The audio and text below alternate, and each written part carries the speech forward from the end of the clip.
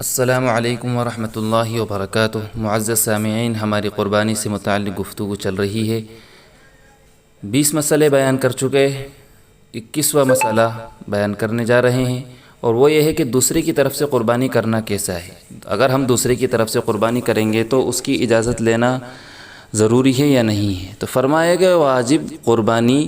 چونکہ دوسرے کے ذمے ادائے واجب کا قصد ہوتا ہے، یعنی اس کے ذمے اس کا ادا کرنا واجب ہوتا ہے، تو وہ بغیر اس کی اجازت کے جائز نہیں، یعنی کہ اس کی اجازت آپ کو لینا پڑے گی۔ وہ اس طریقے سے کہ اسے کہنا پڑے گا کہ میں آپ کی طرف سے قربانی کر رہا ہوں، تو وہ اجازت دے دے گا، وہ آپ کے اس کے لیے پھر وہ جائز ہو جائے گی۔ لیکن مسئلہ یہ ہے کہ اپنے متعلقین کی طرف سے بغیر ان کی اجازت کی بھی درست ہو جاتی ہے۔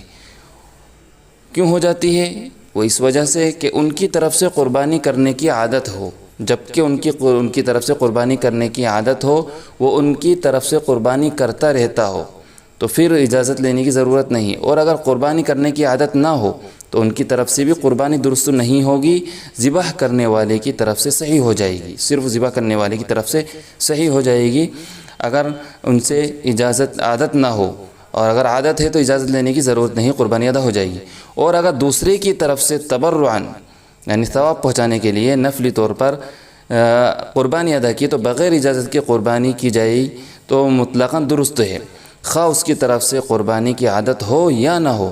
اور اس کو عادت کی اطلاع ہو یا نہ ہو، کیونکہ تبرعاً عن الغیر میں قربانی ذابح کی ملک پر ہوتی ہے، دوسرے کو تو محض ثواب پہنچتا ہے،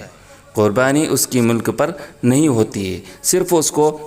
ثواب پہنچانے کے لیے انسان قربانی کرتا ہے کہ اس قربانی کا ثواب اس کو پہنچ جائے، تو ثواب اس کو پہنچ جائے گا، لیکن قربانی جو شخص کر رہا ہے اس کی طرف سے ادا ہو جائے گی۔ دوسرا مسئلہ اسی کے تحت یہ ہے کہ اگر قربانی کرنے والے کی وفات ہو جائے تو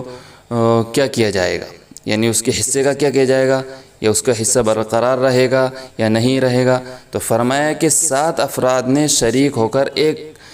بڑا جانور خریدا قربانی کے لیے، اور قربانی کرنے سے پہلے ان میں سے ایک شخص مر گیا، یعنی ایک شخص کا انتقال ہو گیا 7 لوگوں میں سے،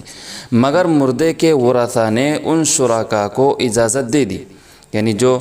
شخص مرا ہے اس کے جو ورثاء ہیں، باقی جو افراد ہیں، انہوں نے اجازت دے دی تو تم اس کی میت کی اور اپنی طرف سے قربانی کرو۔ پس اگر وہ ان کی اجازت سے مردہ اور اپنی طرف سے قربانی کریں تو درست ہوگی، یعنی ورثاء کے اجازت سے اگر قربانی کری تو پھر قربانی ہو جائے گی اور سب کی قربانی ادا ہو جائے گی۔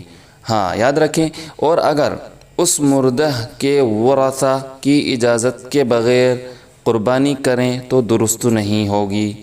یعنی مرنے والے شخص کے جو وارث بننے والے ہیں مال کے، اگر انہوں نے اجازت نہیں دی، ان کی اجازت کے بغیر اگر آپ قربانی کریں گے تو کسی کی بھی قربانی درست نہیں ہوگی، یاد رکھ لیں اس بات کو۔ اگر کوئی صاحب نصاب قربانی کا ایام میں انتقال کر جائے تو اس سے قربانی کا وجوب ساقط ہو جاتا ہے، یعنی قربانی اس کے ذمے باقی نہیں رہتی ہے۔ پھر جس شخص کا انتقال ہوا، اگر وہ اس پر قربانی واجب تھی اور وہ اس کا انتقال ہو گیا تو پھر اس کے ذمے قربانی واجب نہیں ہوتی ہے، وجوب ساقط ہو جاتا ہے۔ اگر مرحوم نے قربانی کے لیے بکرا خرید رکھا تھا تو بکرا مرحوم کے ترکہ میں شامل ہو کر ورثاء اس کے حقدار ہو گئے ہیں۔ اب ورثاء چاہیں تو اس کی قربانی مرحوم کے ایصال ثواب کے لیے کر سکتے ہیں، واجب نہیں ہے۔ یعنی جو حضرات انتقال کرنے والے کی قربانی کے جو مالک بنیں گے ورثاء کے، تو وہ اگر ورثاء اس کے اجازت دے دیں گے تو پھر اس کی طرف سے قربانی ہو جائے گی، اور اگر اجازت نہیں دیں گے تو پھر قربانی نہیں ہوگی، کیونکہ ورثاء جو ہیں اس کے مال کے حقدار ہو گئے اور وجوب بھی ساقط ہو گیا اس کی طرف سے۔ تو اب ورثاء چاہیں تو اس کی قربانی مرحوم کے ایصال ثواب کے لیے کر سکتے ہیں چاہیں، اور چاہیں تو نہیں کریں، واجب نہیں ہے کرنا۔ السلام علیکم ورحمۃ اللہ۔